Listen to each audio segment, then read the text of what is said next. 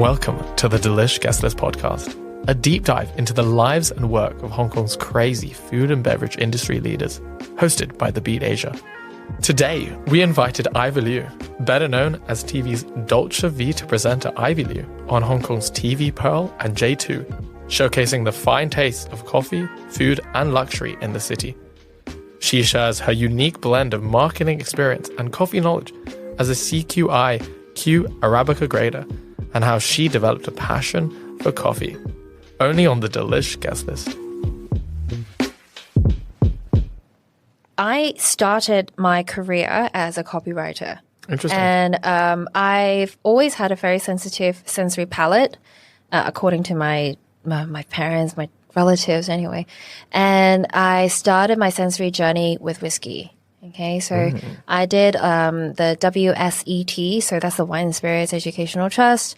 And I finished level 2 last I remember. Wow. And then I did tea. I was really into naturopathy for a long while. So that would be the study of Western herbal medicine, the study of Chinese herbal medicine, and learning the different taste notes of every kind of herb and tea out there. So that's where I learned the sensory, okay? And then fast track 2 years into my role as a copywriter, I realized the pay is awful. So when there was an opportunity for me to jump into the coffee industry at the Coffee Academics, I took it. I took a gamble and I jumped into basically partnerships and marketing. That's where I actually started learning coffee. Okay, When was this? That was in 2018. Okay. That was before I joined TVB. And now it took ages for me to really understand coffee because, as I said, right, like the market here in Hong Kong is not very robust. It's not mature. So, for me, even though I have very good sensory, it was still a really big struggle to understand everything there is to know about specialty coffee. It's really complicated because when you first started out, you realize it's not like tea or whiskey. The product is not already created. Like even with red wines or white wines, it's bottled and then you learn the tasting notes off of which is written on the bottle. Maybe you learn a little bit from a sommelier who has introduced the wine to you. But with coffee, it's different. The barista has a lot of control over the final product. So if, say, I want to have a particular acidic coffee, but the coffee itself generally has a tasting note of, say, chocolatey kind of malted caramelly notes to it. How do you extract the acidity of that coffee? Now, it is actually possible. So it comes down to like extraction time. It comes down to whether you added pressure when you are brewing the coffee. All these little things, right? Or even comes to the roast as well. So the coffee academics, they roast their own coffee. Yes. And obviously they have baristas who know what they're doing. They have really interesting coffee machines there. A lot of people kind of don't notice the coffee machines, but in different shops, you usually might see the Lamasoko. Okay, you might see the Slayer machine. You might see something really interesting called the Lamasoko Strata EP. What is that? At the shop. So since I'm a coffee geek, I follow all the machineries. And I actually started learning coffee off of one of the most innovative and hardest coffee machine you could possibly get and to control, the Strata EP, because everything is based off on pressure.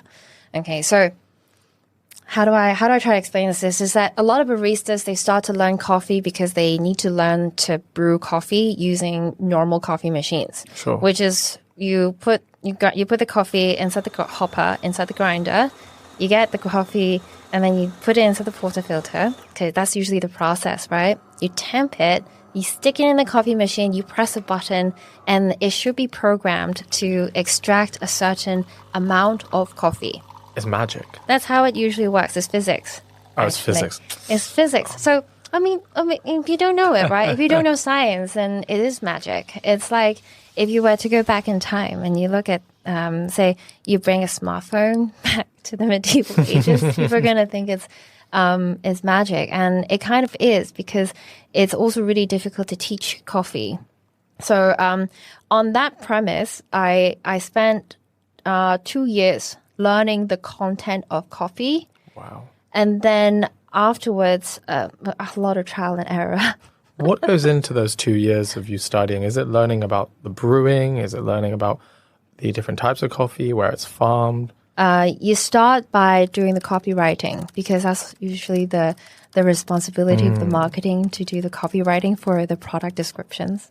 So you have to do a lot of research into the origin. That's the first step to learning coffee. The second step is to learn the tasting notes. So I mentioned earlier, that the barista has a lot of power over what tasting notes are provided. So I would ask the roaster, I would ask the barista what the tasting notes could be. So back then, I hadn't gotten my Q grader, but there were Q graders in and within the company. So that's where you start learning what other kinds of tasting notes are in within coffee. Sure. So there are common denominators in and within different kinds of coffee.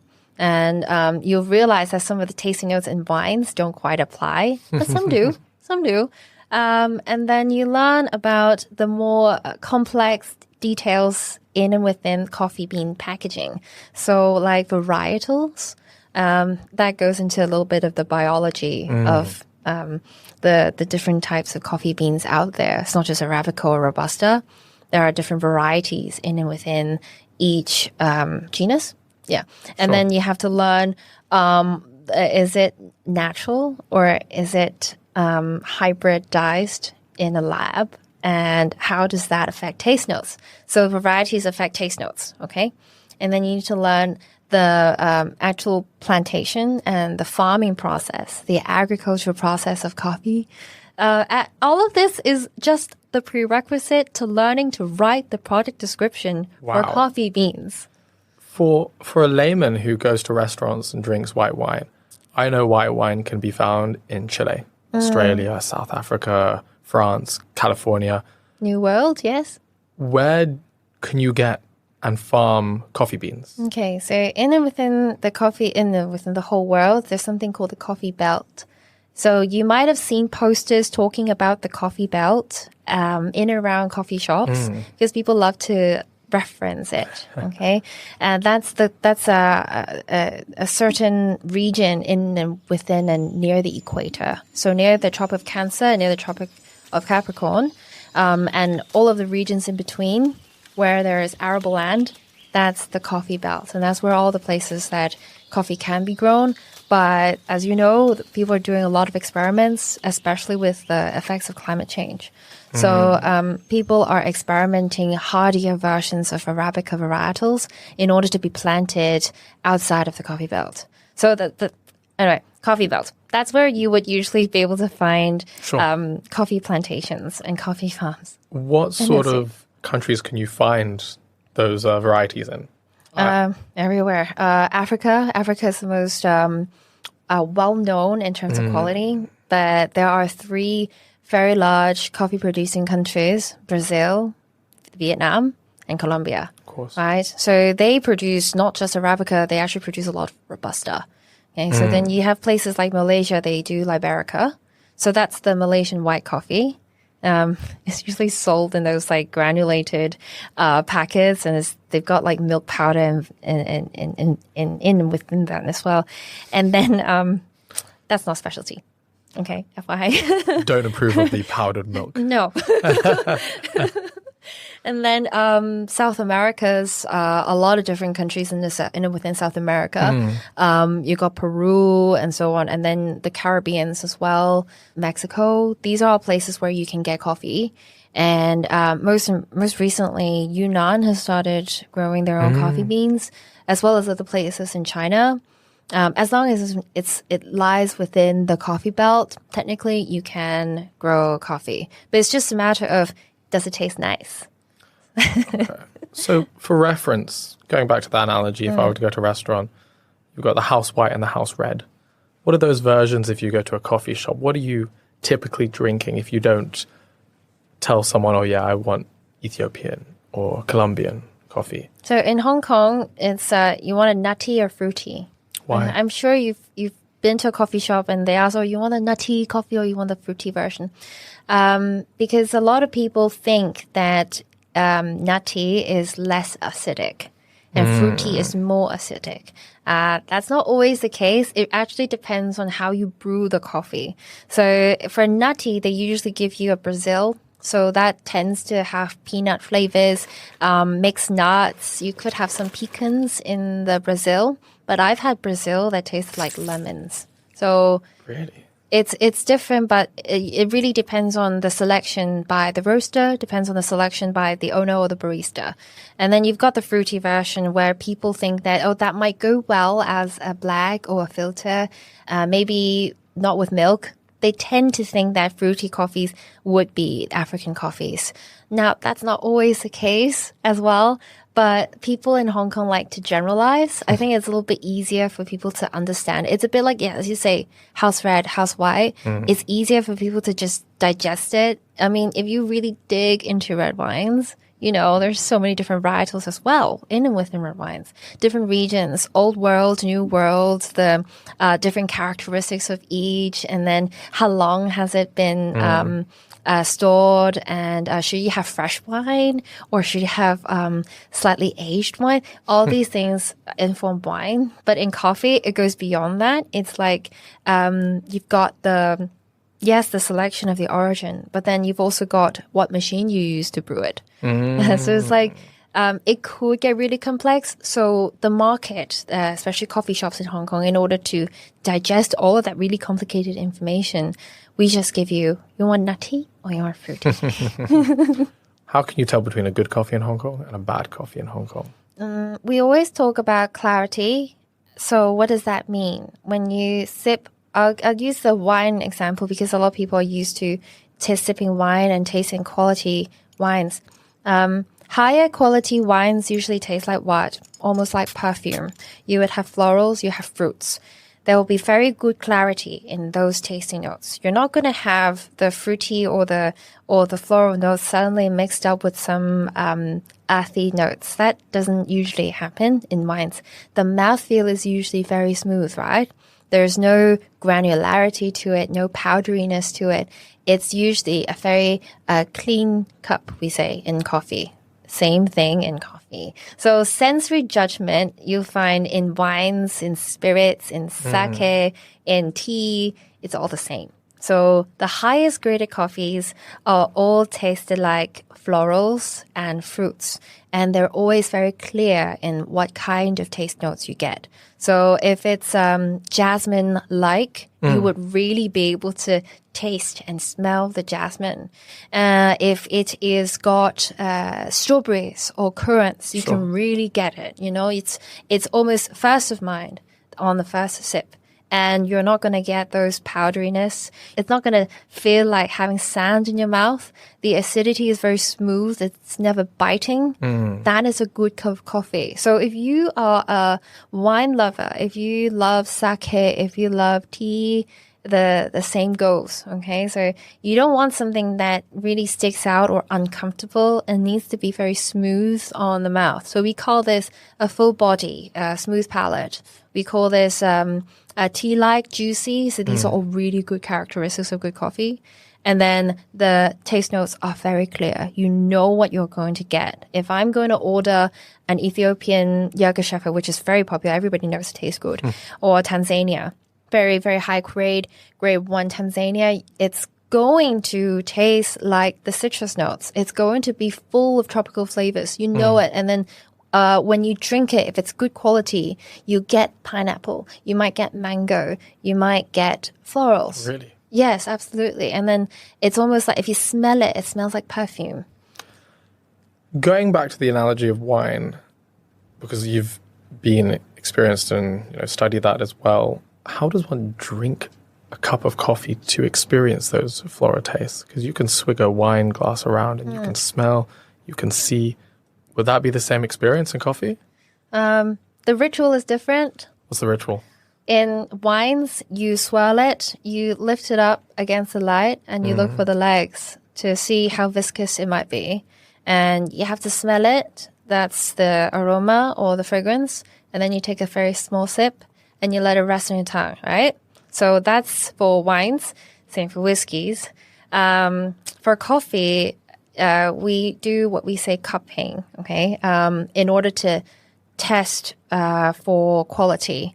But if you are not cupping and you have a cup of coffee, you don't lift it up into the light to see whether or not it is viscous or not. Because you could have an espresso that's obsolete. It's not going to work. So what you do is you have to smell it.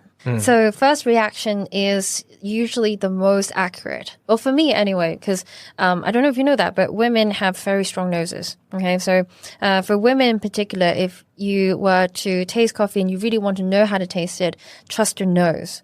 I've had issues where there was a defect in the cup, could not taste it on the tongue, but I could sense it in the nose. So so that's the trust the nose, and then have a sip, but that sip needs to go on the entirety of the tongue. In wines, the small sip, it should only really kind of rest a certain area, and then you have to swish it around. But with coffee, the best way to taste it is that you make sure that it is all around, all at once. So either you take a big sip or you do the sniff. So you kind of slurp it straight into your mouth. So that's the best way to sprinkle the coffee across your entire orifice, effectively. It's a little bit crude there, but yes, that's how you do it. The reason why is because coffee is very strong in flavors. Compared to, say, the something a little bit more volatile like wines or whiskey. It's also really complex. In fact, research shows that coffee has 200 flavor compounds, whereas wines only have about 70. Wow. So because it's so complicated, you actually need to be able to have it all at once so you don't miss anything. So that's how you would taste coffee. When you're cupping, we have a very specialized spoon. So cupping is basically wine tasting, but coffee version. When you call it cupping. We have a very special spoon where it's slightly dipped, like a soup spoon, but it's got the volumes a little bit deeper. So when you slurp it, you're able to kind of, shower all of the coffee from your cup, from your spoon, into every place of your mouth. And that's how you get all of the flavors. These 200 chemical compounds as compared to 70 in wine, how long does that necessitate that you study coffee for? Is that longer than what you would study wine for? You know, there's actually a course for like coffee science. Really? Yeah, I don't remember which university. It's in a university, it. Wow. Yeah, but you can actually study the science. I know that there are physicists, like astrophysicists, who have written books about the science of filter coffee. Wow. This is a thing. And then scientists study the water for coffee. So scientists study what kinds of minerals are best suited to extract coffee. And then people study, like for me, I study how pressure affects brewing, specifically that. And I'm so obsessed with that. But so many different kinds of scientists are really into the study of extraction, the study of coffee, volatile compounds. You can search that up. If you go to, say, Science Direct or ResearchGate, you'll be able to find a lot of papers about specialty coffee, about coffee extraction, about varietals. There's so much going on in and within the science of coffee that it is a field in itself. And all of that contributes, yes, to the production of coffee in coffee shops, but it also helps inform how farmers can better produce coffee. Because the coffee chain, the coffee supply chain is very complicated. Many hands go through it. And not only do farmers face climate change issues and maybe just general agricultural challenges, right? But occasionally they also have to deal with political environment. They deal with certifications. So things like organic certifications or whatever kinds of certifications, they have certain requirements for the farmers. So the research help the farmers figure out how to meet those requirements, meet the certifications, and then they would be able to sell it at a higher price. So that's kind of the gist of it. It's economics and there's physics involved and agronomy. That's why we love coffee, because it's complex in such a way that it connects the world. Everybody can be involved in it in some way. Hey listeners, I'm your editor Natsuki Arita, coming in to tell you that we are published by the Beat.Asia, the fastest growing regional publication for F&B news, event coverage, nightlife happenings, culture, and more. Find us at thebeat.asia to feel the pulse of Hong Kong and Asia. Now, back to Ivy. As compared to the study that you've had previously with sake, with whiskey, with wine, tea, talking about the same elements that you can get from the aroma, from the taste, the way that you appreciate those liquids, they're all under the same umbrella. Why did you decide to become enthralled with coffee? And what makes it such an interesting beverage, in your opinion? Because you can have control over the final product. I can have control over the final product. For teas, generally you steep it. Okay, so we've done a bit of study about whether we can extract tea the same way we extract espresso in coffee, kind of, but then you still have to steep it. You still have to brew it for a longer period. It doesn't affect taste as much as, say, if you were to change brewing methods for coffee, it tastes dramatically different. If you were to change the brewing method for tea, the final produce is comparable. I don't know if you've been to those shopping malls where people have ground tea and then they have a very special tea portafilter, okay? And then they have a tea machine now. Okay. Never seen, no. It's very local these days, but there seems to be a bit of a trend. So they grind they grind the tea and then they stick it in the portafilter, extract it for 30 seconds. So you get maybe like 500 milliliters of tea. And it is more efficient compared to actually steeping the tea.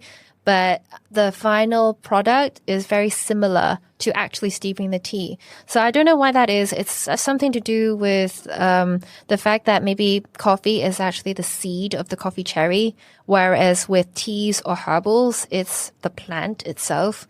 So there may be some differences in that affects extraction so much. But with coffee, because you have so much control over the final product, it's fascinating what are the variables.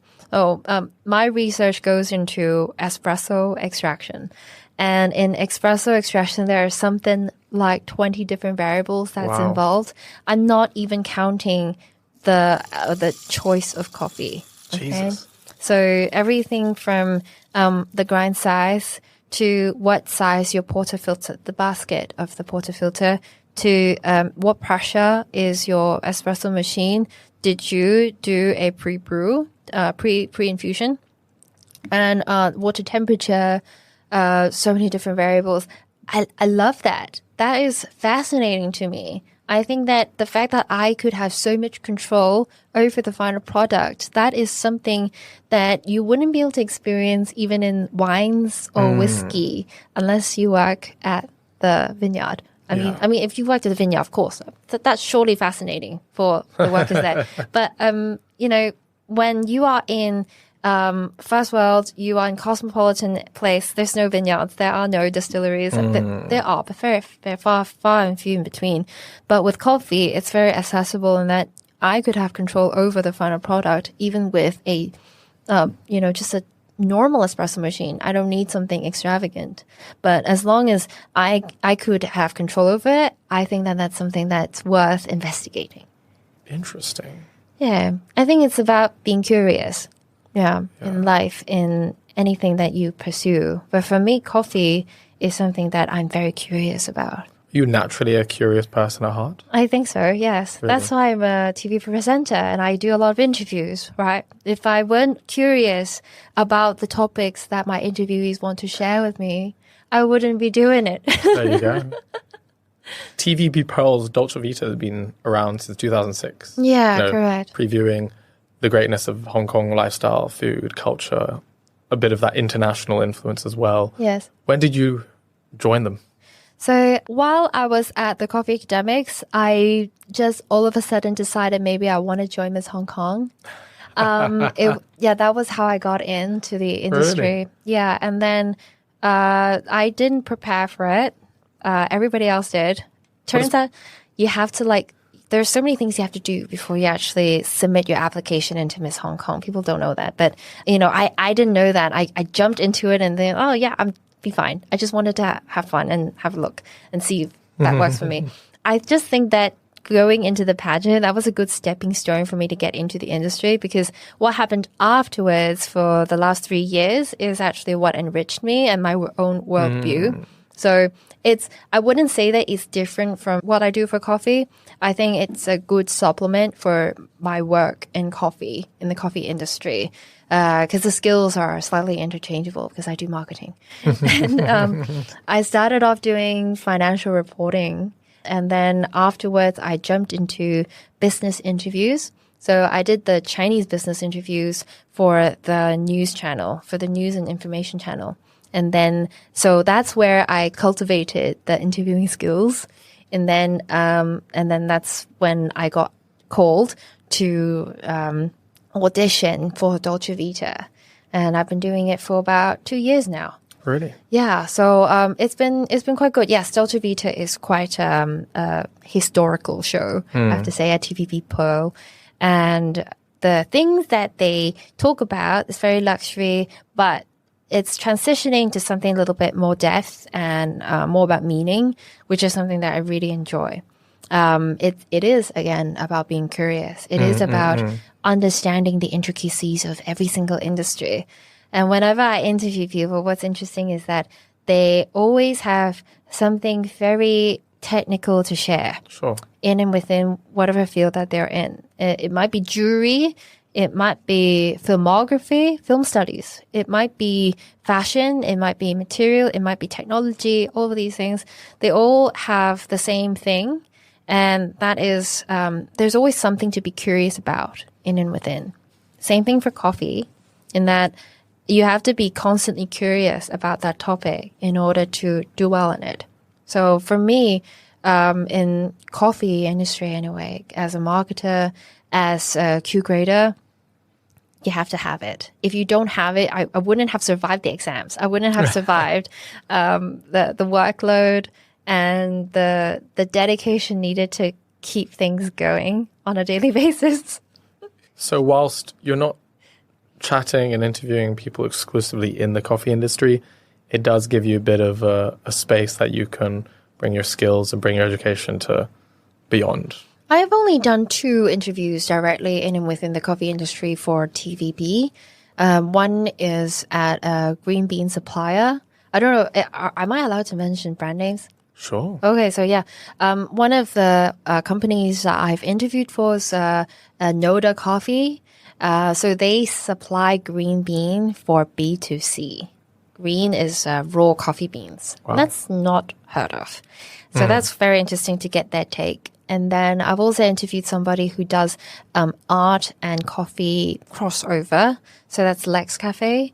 And that was very interesting as well, because thinking about coffee from not just the complicated perspective of the coffee chain and varietals, mixing the coffee shop culture into artworks, into something more lifestyle that's more suitable for the market. That's also a very interesting take. You know, how do most people, in layman terms, absorb coffee culture, absorb coffee content? It's actually something a little bit more lifestyle. People associate coffee with lifestyle, and they're not necessarily interested in discovering the complexities of coffee like I am.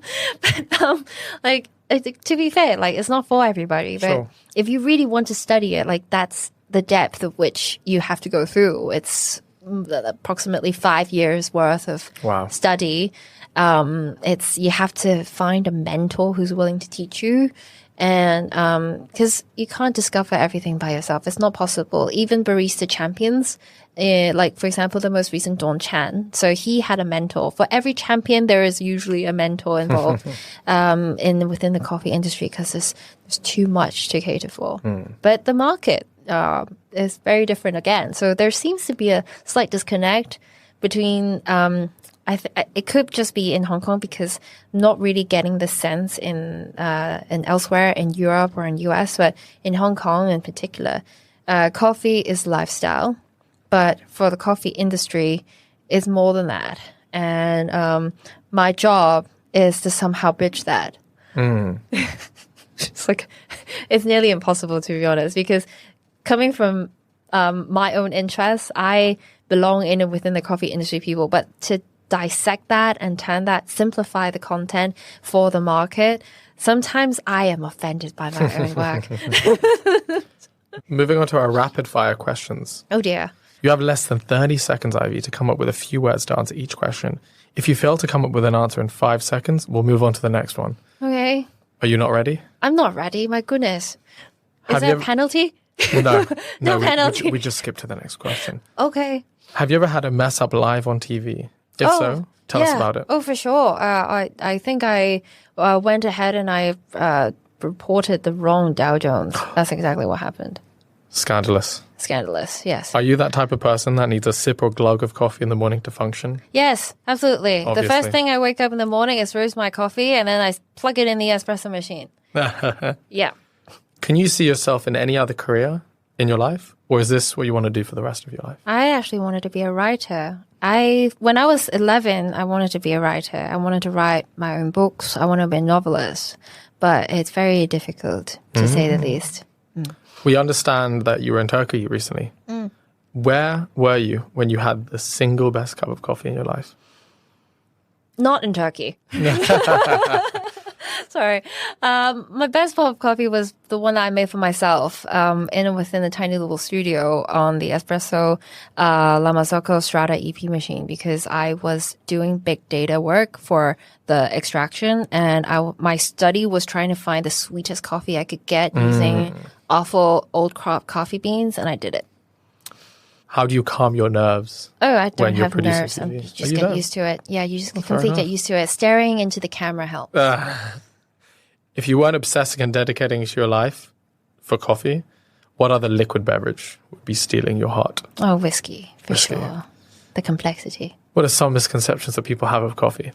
They think it's just dark roasted is the best or crema is the best. It's not. Crema is very bad for you if you have heart problems. Noted.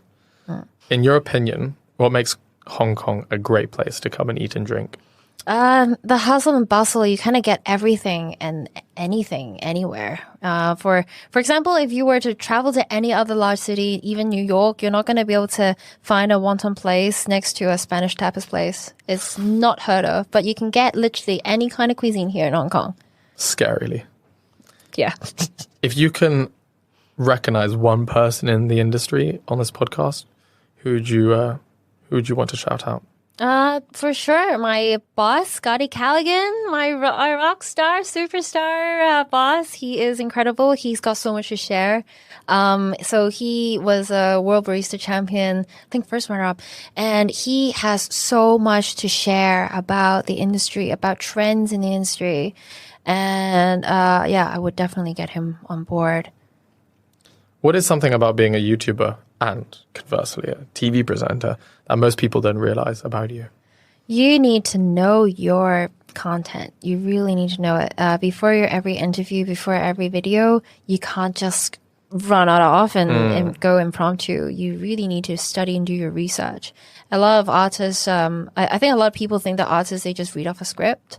And you can, if you want to kind of do a 50% job of it. But then you really want to excel, you have to do your own research and you have to know every single topic. So even if it's a topic that you've never heard of, it could be recycled sports shoes, for example. You have to go and dig and you have to learn it and then craft the questions. Where is your favorite neighborhood hang spot? I don't know. They're all really good. Fair enough. We'll skip to the next one. What is one thing that Hong Kong does great that doesn't get enough recognition in terms of culture, food, or life? Hong Kong is really good in terms of I think diversity, actually, because people from all walks of life, even if you're local or if you're an expat, you can just kind of hang around in the same place. And I think that needs to be communicated to the rest of the world. I mean, I think Hello Hong Kong is okay as a campaign. Sorry, I don't really like the Hello Hong Kong campaign personally. You don't have to. Because it doesn't showcase the unique selling points of Hong Kong. So it doesn't showcase Hong Kong as a hub, as a commerce hub, as a trading hub where people from all walks of life meet. That's the uniqueness of Hong Kong. That is something that only Hong Kong has. Of course. You don't see it anywhere else. You go to New York, Paris, London, like none of it. Like they all are quite concentrated in their own fields and their own demographics or cultures. Hong Kong is different. Where are you traveling to next? Next, probably Shanghai. I need to set up a bank account. But also, that's where I'm from, actually. Like I was born in Canada, but my mum is from Shanghai, and I understand we've got some business to attend to in Shanghai, so that's where I'll be next. Nice. What are you brewing in the coming months that you want to share with us on the podcast? What am I brewing? I'm still writing, actually. I'm always writing a book. I write a book every year, actually, but I just never publish it. So yeah, that's the spirit. yeah, exactly. And hopefully I'm thinking about actually writing a book for coffee, for specialty coffee, which is a subject I know so well. Whereas previously I write books for fiction. So I should write a book that I'm well versed in, rather than something that's just like something I came up with. Send us the first copy. For sure. Thank you, Ivy, for coming on the podcast.